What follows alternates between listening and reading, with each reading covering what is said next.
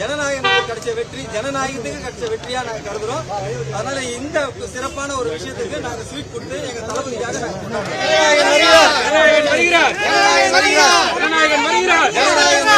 Jananayagan வராருமா